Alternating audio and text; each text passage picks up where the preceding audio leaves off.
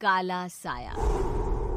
यूं तो बनारस घाट अपनी खूबसूरती के लिए बहुत प्रचलित है, पर घाट के किनारे कई राज लिए बैठे हैं। ये कहानी शुरू होती है बनारस के घाट के पास बने ममता निवास से, जहाँ प्रिया लाल जोड़े में ममता के घर उसकी बहू बनकर आती है। आओ आओ बहू, घर को अपने पैरों से पवित्र करो। ममता घर की दहलीज पार कर ही रही होती है कि अचानक एक बहुत गंदी सी बास पूरे घर में फैल जाती है।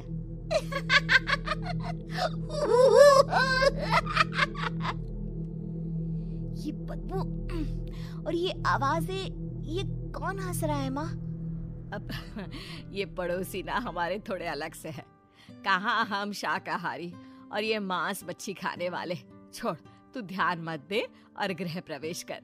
और हाँ बहू, अपनी सास की एक बात हमेशा याद रखना, इन पड़ोसियों से तो कभी बात नहीं करेगी। अच्छे लोग नहीं है ये। अपनी सास की ये बात मानेगी ना बेटा? हाँ माँ, जो आपकी मर्जी, मैं उनसे बात नहीं करूंगी।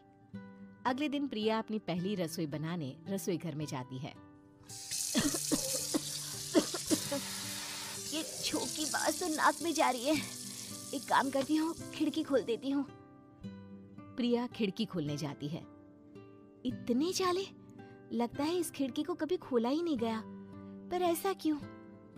ओह, नॉन वेज की स्मेल आती होगी ना। 2 मिनट के लिए खोल लेती हूँ, फिर बंद कर दूंगी। प्रिया खिड़की खोलती है। खिड़की खोलते ही उसकी नजर सामने वाले घर की खिड़की पर पड़ती है, जहाँ एक लड़की खड़ी होती है, हाथों में मेहंदी, लाल रंग की साड़ी, बिल्कुल सजी धजी, मानो प्रिया की तरह ही वो भी नई नवेली बहू हो। वो प्रिया को देखकर मुस्कुराती है। हे भगवान, माँ ने तो इनसे बात करने को मना किया था। प्रिया फौरन ही खिड़की बंद कर देती है और तवे पर चढ़े रोटी की ओर देखने लगती है, पर वहाँ रोटी न होकर मछली पड़ी होती है। ये क्या? पहली ही रसोई में इतनी बड़ी गलती। हे भगवान, अब मैं क्या करूं? प्रिया बहुत डर जाती है और फौरन रसोई की सफाई करने और फिर सभी के लिए खाना बनाने लग जाती है। जब वो सबको खाना परोसती है, सब तो ठीक है, मैं बेकार में चिंता कर रही थी। हे भगवान, ऐसे ही बस अपनी कृपा बनाए रखना। रात के वक्त जब सब सो रहे होते हैं, तब प्रिया को पायल की आवाज सुनाई देती है, जिससे उसकी आंख खुल जाती है। ये पायल की आवाज कहाँ से आ रही है? प्रिया उठकर उस आवाज के पीछे छत की सीढ़ियों तक जाती है। तभी उसे बच्चे के रोने की आवाज आती है। प्रिया छत पर जाती है तो क्या देखती है? वही लाल साड़ी वाली लड़की अपनी गोद में एक नवजात बच्चे को घुमा घुमा कर सुला रही है। तभी प्रिया की नजर उसके पेट पर पड़ती है। ओह गॉड, ये तो प्रेग्नेंट भी है। सुनिए, बच्चा सो नहीं रहा है क्या? मैं कुछ मदद करूं? नहीं नहीं, आपके घर वालों को अच्छा नहीं लगेगा, मैं संभाल लूंगी। स्नेहा की गोद से बच्चा हाथ मारकर प्रिया की गोद में आने को छटपटाने लगता है। दोनों घर अगल बगल में बने होने के कारण प्रिया उस बच्चे को गोद में ले लेती है। प्रिया के पास आते ही वो सो जाता है। बच्चे का वो स्पर्श रात भर प्रिया भूल नहीं पाती और अगली सुबह वो छत पर कपड़े सुखा रही होती है। तभी उसे एक औरत इशारा करके बुलाती है। स्नेहा कह रही थी बाबू तुम्हारी गोद में आते ही सो गया। मैं गौरी, स्नेहा की माँ हूँ। बहू, घर आना, बाबू को खिला भी लेना। शाम को जब घर पर कोई नहीं रहता, बच्चे से मिलने के लिए प्रिया छिपकर अपनी पड़ोसन के घर चली जाती है और कुछ देर बच्चे को खिलाकर वापस लौट आती है। इसके कुछ दिन बाद ही प्रिया को पता चलता है कि वो माँ बनने वाली है। ममता की खुशी का ठिकाना नहीं रहता।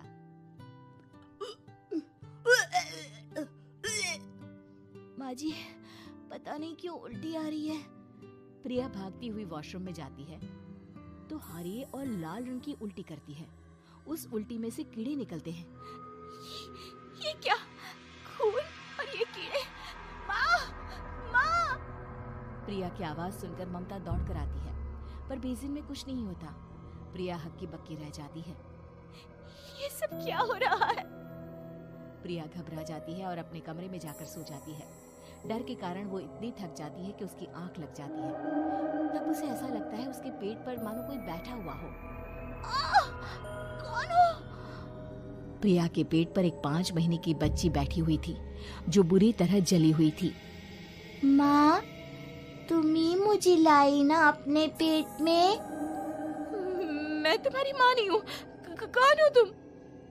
माँ, देखो मैं जल गई बुरी तरह से। 6 महीने पेट में रहने को भी मुझे नहीं मिला। सहला दो ना माँ।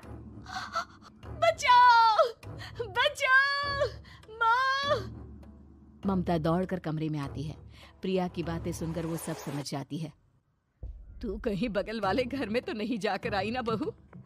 मुझे माफ कर दो, मैं गई थी माँ। उस घर में सब मरे हुए हैं बहू। कई साल पहले स्नेहा उस घर में बहू बनकर आई थी। कुछ ही दिन में वो एक बच्चे को जन्म देने वाली थी। पूरा घर बच्चे के आने की खुशी में खोया था कि एक दिन अचानक उस घर में आग लग गई। सब बुरी तरह जलकर मर गए। गौरी आज भी दादी बनने का इंतजार कर रही है और इसीलिए स्नेहा ने अपना अजन्मा बच्चा तुम्हारी कोख में डाल दिया। ममता ये कह रही होती है कि पीछे से उसके पैरों को एक बच्चा पकड़ लेता है।